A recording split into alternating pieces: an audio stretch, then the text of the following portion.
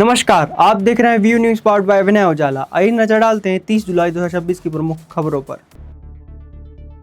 Netanyahu ने अमेरिकी सांसदों और AIPAC नेताओं से मुलाकात की, सहयोग के लिए जताया आभार। न्यूयॉर्क टाइम्स ने POK को पाकिस्तानी कश्मीर बताया, भारत ने जताई आपत्ति, कहा यह हमारा अभिन्न हिस्सा।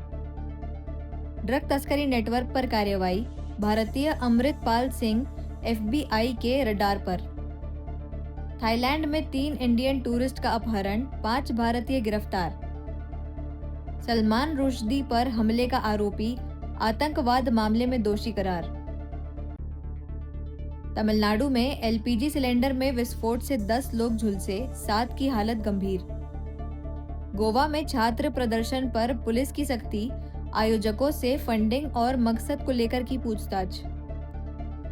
लॉरेंस बिश्नोई के नाम पर आमिर को स्वीडन कनाडा से दी गई धमकी, मुंबई पुलिस की जांच में अहम खुलासा। सीनेट में फाउची पर तीखे सवाल, कानूनी सलाह का हवाला देकर रहे खामोश। JP नड्डा का विपक्ष पर हमला, बोले सरकार हर मुद्दे पर चर्चा के लिए तैयार है। संसद में PM मोदी ने हाई लेवल मीटिंग की, कैबिनेट मंत्री NSA डोभाल शामिल हुए। महाराष्ट्र में स्कूलों के 50 मीटर दायरे में समोसा, कोल्ड ड्रिंक और जंक फूड पर रोक। पुणे यूनिवर्सिटी का कर्मचारी फर्जी डिग्री बेचते पकड़ाया, पुलिस जांच शुरू। मुगलों ने भी शिवाजी महाराज को कहा था चूहा, युवाओं को कॉकरोच कहने पर भड़के उद्धव राज ठाकरे। रेखा गुप्ता सरकार ने सफाई कर्मचारी आयोग के पुनर्गठन को दी मंजूरी। उज्जैन में CM डॉक्टर मोहन यादव ने 587 करोड़ के विकास कार्यों का किया लोकार्पण। उमंग सिंघार का आरोप, दतिया उपचुनाव में बूथ कैप्चरिंग की शिकायत, निष्पक्ष चुनाव की मांग। इंदौर STF की बड़ी कार्रवाई, 2 तस्कर गिरफ्तार, 5 देसी पिस्टल बरामद। भंवरकुआं पुलिस ने ट्रकों से बैटरी चोरी करने वाले 4 आरोपी पकड़े, 3.2 लाख का माल जब्त। ब्राउन शुगर तस्करी में महिला गिरफ्तार, क्राइम ब्रांच ने ड्रग्स नेटवर्क की कड़ियां खंगालना शुरू किया। उज्जैन में गुरु पूर्णिमा पर मुख्यमंत्री डॉक्टर मोहन यादव ने 587.23 करोड़ रुपए की 9 विकास कार्यों का लोकार्पण किया और भूमि पूजन किया। उन्होंने AI आधारित मिशन बुनियाद शुरू कर शिक्षकों को नियुक्ति पत्र भी वितरित किए। उज्जैन में गुरु पूर्णिमा महोत्सव के अवसर पर मुख्यमंत्री डॉक्टर मोहन यादव ने 587.23 करोड़ रुपए के 9 विकास कार्यों का लोकार्पण और भूमि पूजन किया। उन्होंने AI आधारित मिशन बुनियाद का शुभारंभ, 7500 प्राथमिक शिक्षकों में से 10 को नियुक्ति पत्र वितरित किए और बोर्ड परीक्षाओं में उत्कृष्ट प्रदर्शन करने वाले प्राचार्यों को सम्मानित किया। मुख्यमंत्री ने कहा कि सांदीपनि विद्यालय आधुनिक तकनीक और भारतीय गुरु परंपरा का संगम है, जो विकसित भारत की मजबूत नींव बनेंगे। साथ ही प्रदेश में नए गीता भवन, धन्वंतरी चिकित्सा विश्वविद्यालय और शिक्षा क्षेत्र में नई पहल की भी घोषणा की। अवंतिका नगरी, जिस नगरी की हर युग में, हर कल्प में, हर समय इसका अस्तित्व रहता आया है। गुरु पूर्णिमा का पावन अवसर, इस मंच पर विराजमान परम पूज्य संत वृंद महंत रामेश्वर दास जी महाराज, महंत दिग्विजय दास जी महाराज, महंत विद्या भारती जी, राकेश जी, नरेंद्र दास जी, देवगिरी जी, अनुपम राम स्नेह जी, सामने विराजे सभी संत वृंद, जोरदार अभिनंदन सारे संतों के लिए। ये इस अवसर पर कई सारे कार्यक्रम और कई सारे काम, कई सारे संकल्प भी पूरे हो रहे हैं। सम्राट विक्रमादित्य विश्वविद्यालय में 5 करोड़ की लागत से 1 मेगावाट सोलर प्लांट के स्थापना की भी यहाँ संकल्प की भावना बताई। कुलगुरु जी के लिए, सारे मित्रों के लिए जोरदार ताली बजाएं। हमारे भी महाविद्यालय काल के प्राध्यापक माननीय पाठक साहब और सारे हमारे अपने प्राध्यापक बैठे हैं। सच में आज की गुरु पूर्णिमा के अवसर पर हमारी लौकिक, अलौकिक, दिव्य और शैक्षणिक गतिविधियों से जुड़े हुए आप सबका वंदन करता हूं, अभिनंदन करता हूं। अब विश्वविद्यालय की बात हो रही है तो सम्राट विक्रम विश्वविद्यालय भी, लेकिन आज पाणिनि संस्कृत विश्वविद्यालय के भी लगभग 80 करोड़ के काम का भी भूमि पूजन हो रहा। जोरदार अभिनंदन आपके लिए भी करते हैं। यथार्थ कर्मवाद की बात की शिक्षा कृष्ण भगवान को जो मिली वो हमारी इसी सांदीपनि की धरती से मिली। किताबी ज्ञान, पुस्तकी ज्ञान लाइब्रेरी में हम सब बहुत ग्रहण कर सकते हैं, लेकिन ज्ञान की जब आवश्यकता हो, ज्ञान आपसे अपनी परीक्षा कदम कदम पर अवसरों के साथ में मांगता है, और अवसरों के उस क्रम में से कृष्ण भगवान ने मानव योनि को ग्रहण करने के बाद जब जब आवश्यकता पड़ी तब तक उनने वो अपना रूप दिखाया जो हम सबको मानव रूप में सदैव प्रेरित करता है, सदैव लालायित करता है, सदैव सबको कदम बढ़ाने के लिए हम सबको हिम्मत दिलाता है। आज के इस अवसर पर जब मैं यहाँ आपके बीच में इस बात को देख रहा हूं कि यहाँ उज्जैन में ये ज्ञान विज्ञान की धरती भी है, ये इतिहास की धरती भी है, यहाँ पर धार्मिकता का भी आनंद है, लेकिन हमारी पौराणिकता का भी मजा है। हमारे लिए आज जब उज्जैन में आकर बात कर रहे हैं तो सच में सभागार की इतनी बड़ी सौगात ये कई प्रकार से हमको लाभान्वित करेगी। हमारे लिए सरकार बनने के बाद हमने सभी विभागों का विचार करते हुए सब में नई भर्ती की भी आवश्यकता है, इसलिए बड़े पैमाने पर नई भर्तियां भी प्रारंभ की। 2 साल के अंदर 18,000 से ज्यादा पुलिस के सभी प्रकार के थानेदार से लगाकर कांस्टेबल तक की भर्ती के हमने निर्णय के जोरदार अभिनंदन करें। सभी प्रकार की भर्ती, ऐसे में 10,000 तो स्कूली शिक्षा की भर्ती का हमारा ये क्रम पूरा हुआ, जिसमें आज 3 संभाग के लगभग 1,000 शिक्षकों को आज यहां प्रतीकात्मक रूप से नियुक्ति पत्र मिला। 10वीं और 12वीं की बोर्ड की एग्जाम में 100% सभी फर्स्ट क्लास पास हो रहे हैं। इतना अच्छा पढ़ा रहा है, जोरदार अभिनंदन करें। हमारे प्रदेश के उन सारे प्राचार्यों का सम्मान कर रहे हैं, और 1 साल नहीं। नेता प्रतिपक्ष उमंग सिंगार ने दतिया उपचुनाव में बूथ कैप्चरिंग के आरोप लगाते हुए चुनाव आयोग से निष्पक्ष कार्रवाई की मांग की। उन्होंने मूंग खरीदी समेत किसानों के मुद्दे भी उठाए। भोपाल में नेता प्रतिपक्ष उमंग सिंगार ने दतिया उपचुनाव को लेकर बीजेपी पर गंभीर आरोप लगाए हैं। सिंगार ने कहा कि चुनाव में बूथ कैप्चरिंग की शिकायत कांग्रेस उम्मीदवार घनश्याम सिंह ने चुनाव आयोग से की है और आयोग को निष्पक्ष कार्रवाई करनी चाहिए। उन्होंने दावा किया कि जनता में सरकार के खिलाफ माहौल दिखाई दे रहा है और किसान भी परेशान हैं। सिंगार ने कांग्रेस की जीत की उम्मीद जताई। वहीं आदिवासी टास्क फोर्स की बैठक को लेकर उन्होंने कहा कि पार्टी में आदिवासी वर्ग की भागीदारी बढ़ने पर मंथन जारी है। किसान मुद्दे पर उन्होंने सरकार से मूंग की पूरी खरीदी की मांग की। फिर दतिया फिर वो ट्राइबल दोनों जोड़ रहे हो। पहले तो दतिया चुनाव पे विस्तार से बताएं कि क्या होने वाला है, कांग्रेस जीतेगी कि अब ये तो देखिए वहाँ के उम्मीदवार वोटर तय करेंगे कि क्या होने वाला है, लेकिन मुझे विश्वास है जिस प्रकार से मैं गाँव में घूमा, जनता में रोष दिखा सत्ता के खिलाफ, किसान परेशान थे, युवा परेशान थे, तो निश्चित तौर से मुझे लगता है कि कांग्रेस वहाँ से चुनाव मजबूती के साथ सर आपने जीतेगी। जनता से भी अपील की थी, आज भी आपने वीडियो जारी किया था।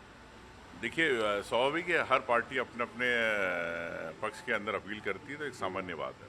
सर क्या मानते हैं किसकी जरूरत है? राजेंद्र भारती को हटाया, उपचुनाव कराया, लगता है और कांग्रेस जीत रही है। पूरी एक्सरसाइज बीजेपी की क्या खराब चली गई, इतनी मेहनत? देखिए बीजेपी की एक्सरसाइज नहीं, पहले तो सरकार की एक्सरसाइज है। आपको ये स्पष्ट कर दे, सरकार चुनाव लड़ रही है। जिस प्रकार से घनश्याम सिंह ने शिकायत करी कि बूथ कैप्चरिंग किए जा रहे हैं, तो मैं समझता हूँ कि चुनाव आयोग को, चुनाव प्रभारी को तत्काल वहाँ पर संज्ञान लेना चाहिए, निष्पक्ष चुनाव कराना चाहिए। रही बात मैं समझता हूँ कि भारतीय जनता पार्टी अपने सभी हथकंडे अपनाती है, लेकिन जनता इस बात को समझ रही है। भैया किसी तरह की कोई जिस तरह से वोटिंग लगातार हो रही है, तो क्या वहाँ पर अभी तक किसी तरह की ऐसी भी खबरें आई हैं क्या कि बूथ कैप्चर वगैरह इस तरह के लिए? मैंने कहा ना कि घनश्याम सिंह जी कांग्रेस उम्मीदवार ने इस बात को लेकर शिकायत भी की है। हाँ। तो उस पर तत्काल मैं समझता हूँ कि संज्ञान लेना चाहिए चुनाव आयोग को। इंदौर में 8.5 करोड़ रुपए के शासकीय धन गबन मामले में पुलिस ने एक और आरोपी को गिरफ्तार किया है। मामले में अब तक 18 आरोपी पकड़े जा चुके हैं, जबकि 38 फरार हैं। इंदौर के रावजी बाजार थाना पुलिस ने करीब 8 करोड़ 5 लाख रुपए के शासकीय धन गबन मामले में एक और आरोपी को गिरफ्तार किया है। पुलिस के मुताबिक जिला कोषालय की राशि हितग्राहियों के खातों के बजाय आरोपियों, उनके परिजनों और परिचितों के बैंक खातों में ट्रांसफर की गई थी। मामले में सचिन श्रीवंश के बैंक खाते का इस्तेमाल कर करीब 1,87,000 रुपए की राशि डाले जाने की बात सामने आई है। पुलिस ने आरोपी को गिरफ्तार कर लिया है और अब रिमांड लेकर पूछताछ की जाएगी। इस मामले में अब तक 18 आरोपी गिरफ्तार हो चुके हैं, जबकि 38 आरोपी फरार हैं। इंदौर कलेक्ट्रेट में जो 8 करोड़ 5 लाख करीब का जो गबन घोटाला रणजीत करोड़ और मिलाप चौहान आदि ने किया था। उस घटनाक्रम में दिनांक 27 जुलाई को एक आरोपी मनोज को गिरफ्तार किया गया था। उसके पश्चात दिनांक 28 जुलाई को भी एक सचिन श्रीवंश पिता राजू निवासी सर्वहारा नगर को भी गिरफ्तार किया गया है। इसका जो मौसेरा भाई है जगदीश, वो आरोपी रणजीत करोड़ के संपर्क में था।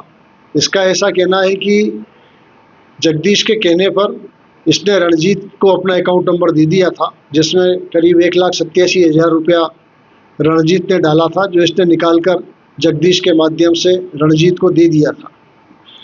इस संबंध में सचिन श्रीवंश को दिनांक 28 जुलाई को गिरफ्तार किया गया है। सर इसको कुछ पैसे का लालच दिया गया था? इससे पूछताछ में इसने बताया कि मैंने व्यवहार में ये सब कुछ किया है। हालांकि गबन की राशि को इस तरह से अत्यंत सचेत रहने की आवश्यकता है। बार बार साइबर जागरूकता एवं अन्य अभियान शासन एवं पुलिस द्वारा चलाए जाते हैं कि इस प्रकार की गफलत में ना रहें और किसी को अपने अकाउंट का गलत उपयोग ना करने दें। सर ये अभी तक टोटल कितने आरोपी इसमें अभी तक 18 आरोपी गिरफ्तार किए जा चुके हैं। अभी और कितने बचे? इसमें अभी 37 आरोपी और गिरफ्तार किए जाने हैं। सर इसकी क्या करता, क्या बैकग्राउंड है? ये मजदूरी करता है। मतलब सर ये कहीं ना कहीं सभी लोगों को ऐसे लोगों को इन्होंने टारगेट किया है, कोई भूमिका? हाँ, निश्चित रूप से इन्होंने ऐसे लोगों को पकड़ा जो सीधे लोग थे या कोई इस तरह के मजदूर वर्ग के लोग थे, और वो किस प्रकार इनके बहकावों में आ गए, क्यों आ गए, ये अलग विचारणीय प्रश्न है।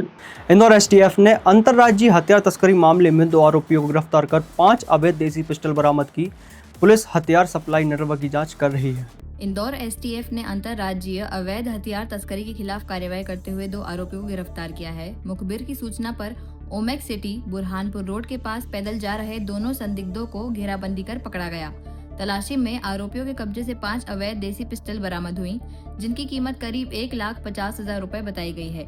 गिरफ्तार आरोपियों की पहचान राजस्थान के बाड़मेर निवासी 21 वर्षीय हनुमान चौधरी और बुरहानपुर निवासी 19 वर्षीय विजय कराड़े के रूप में हुई है। दोनों पर आर्म्स एक्ट के तहत मामला दर्ज कर हथियार सप्लाई नेटवर्क की जांच की जा रही है।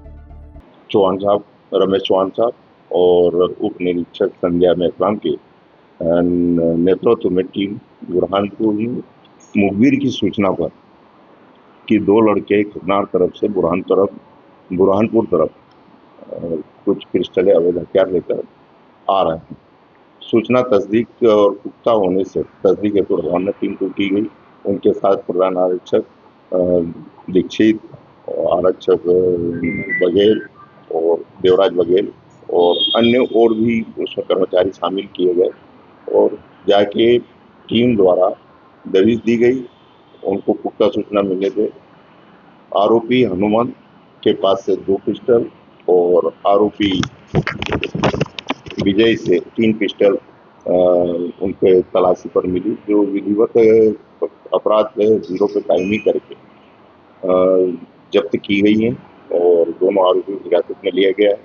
वो कहाँ से बना के और किस जगह से लाए हैं उसकी बारीकी से हम तस्दीकी कर रहे हैं, गहन जांच कर रहे हैं और अभी हमारी टीम लगी हुई है तो प्रकरण कायमी कर योजना में लिया गया। अभी तक पूछताछ में यही बात आई कि पचोरी कोई सिकलीगर है और जिसने हथियार बना के दिया है फैक्ट्री के रूप में संचालित करते हैं। संगठित के रूप में पूर्व में भी इस प्रकार से अवैध हथियार बेचने के सूचना प्राप्त हो रही है, जिसकी तस्दीक की जा रही है। ये लेके जा रहे थे, अब इसके बारे में भी बारीकी से पता किया जा रहा है कि किस मकसद से ले जा रहे हैं। इंदौर क्राइम ब्रांच ने राजेंद्र नगर क्षेत्र से 2 आरोपियों को 4 देसी पिस्टल, कारतूस और कार सहित गिरफ्तार किया। पुलिस हथियारों की सप्लाई से जुड़े नेटवर्क की जांच कर रही है। इंदौर क्राइम ब्रांच ने राजेंद्र नगर थाना क्षेत्र में कार्रवाई करते हुए 2 आरोपियों को अवैध हथियारों के साथ गिरफ्तार किया है। पुलिस को सूचना मिली थी कि रीजनल पार्क के सामने एक कार में 2 संदिग्ध बैठे हैं। घेराबंदी कर तलाशी लेने पर डैशबोर्ड में रखी थैली से करीब 1 लाख रुपए कीमत की 4 देशी पिस्टल, मैगजीन और 4 जिंदा कारतूस बरामद हुए। पुलिस ने आरोपियों के पास से 3 मोबाइल और कार भी जब्त की है। गिरफ्तार आरोपियों की पहचान सोहेल उर्फ बलबली और परसराम के रूप में हुई है। पुलिस पूछताछ कर रही है कि आरोपी हथियार किसे सप्लाई करने आए थे। लेकर के स्विफ्ट कार से आ रहे हैं इस सूचना पर से क्राइम ब्रांच में एसीपी विजय तिवारी साहब के द्वारा टीआई क्राइम के नेतृत्व में एक टीम भेजी गई। उस टीम ने वृंदावन गार्डन के पास इनको रोका। इनके स्विफ्ट डिजायर कार की जब तलाशी ली गई तो इसमें 4 पिस्टल और 4 जिंदा कारतूस मिले। जो पिस्टल 4 मिले हैं वो सब देसी कंट्री मेड हैं। और जब आरोपियों से पूछताछ की गई तो मालूम पड़ा कि एक आरोपी परसराम उर्फ परसिया पिता सीताराम श्रीवास्तव 51 साल का है। ये गुमास्ता नगर इंदौर का रहने वाला है, थाना द्वारकापुरी क्षेत्र का। और दूसरा सोहेल उर्फ बलबली पिता सिकंदर पटेल, ये 24 साल का है। ये बांक मस्जिद वाली गली चंदन नगर इंदौर का रहने वाला है। ये दोनों आरोपियों के क्रिमिनल रिकॉर्ड काफ़ी हैं। परसराम श्रीवास्तव के करीब 26 आपराधिक रिकॉर्ड हैं, जिसमें एक्साइज एक्ट के हैं, मारपीट के हैं और जहरीली शराब बेचने के भी अपराध शामिल हैं। इसी तरीके से जो सोहेल उर्फ बलबली के, इसके भी 4-5 अपराध हैं जो मारपीट से संबंधित हैं। ये दोनों अपराधी यहाँ पर किसी से डील करने की कोशिश कर रहे थे। उसी बीच में क्राइम ब्रांच को सूचना मिलने पर क्राइम ब्रांच के द्वारा इनको पकड़ा गया और अब इनको पुलिस रिमांड लिया जाकर इनसे पूछताछ की जाएगी। ये हथियार कहाँ से लेकर के आए हैं और इसके पहले इन्होंने कितने हथियार बेच दिए हैं, इन सब के बारे में विस्तृत जानकारी ली जाएगी। अभी ये बता रहे हैं कि ये किसी सिकलीगढ़ से लेकर के आए हैं। अभी उसका नाम क्लियर नहीं हुआ है, बड़वानी तरफ से। और अभी इस संबंध में विस्तृत जानकारी ली जा रही है। इनके जो कॉल डिटेल वगैरह निकाल करके और इनकी पूरे हिस्ट्री की जांच की जाएगी और इनके पूरे लिंक की जांच की जाएगी। नहीं, ये किसी को बेचने जा रहे थे और अभी इस संबंध में पूछताछ की जा रही है। पकड़े गए दोनों आरोपी का आपस में कनेक्शन है? पकड़े गए आरोपियों में से एक ये सोहेल जो है, ये तो ड्राइवरी वगैरह का ही काम करता है। और परसराम जो है वो रियल एस्टेट का काम भी करता है साथ में। और ये गुंडा प्रवृत्ति का आदमी है। करीबन 26 अपराध इसके कायम हैं। और शुरू में ये शराब वराब का धंधा करता था, बाद में मारपीट करने लगा, चाकूबाजी करने लगा। और कुल मिला के मारपीट, चाकूबाजी, इस तरह के 25-26 अपराध इसके खिलाफ कायम। परसराम का ड्राइवर ही है क्या? हाँ, अभी उसके साथ में ही है और उसी के लिए काम करता है ये। अब उसका ड्राइवर ही है ये, अब उसके साथ में ही काम करता है। गाड़ी के बारे में जानकारी ली जा रही है। स्विफ्ट डिजायर कार है, अब इसके बारे में जानकारी ली जा रही है। बिल्कुल, बड़वानी के एक सिकलीगढ़ का पता चला है। अभी इस संबंध में इससे विस्तृत जानकारी अभी अपराधियों द्वारा पूछताछ करके ली जाएगी। इनका पुलिस रिमांड लिया जा करके इनसे पूरी जानकारी दी जाएगी। हम फिर लौटेंगे दिन भर की ताज़ा और अहम खबरों के साथ। तब तक के लिए देखते रहिए V news powered by Vinay Ujala.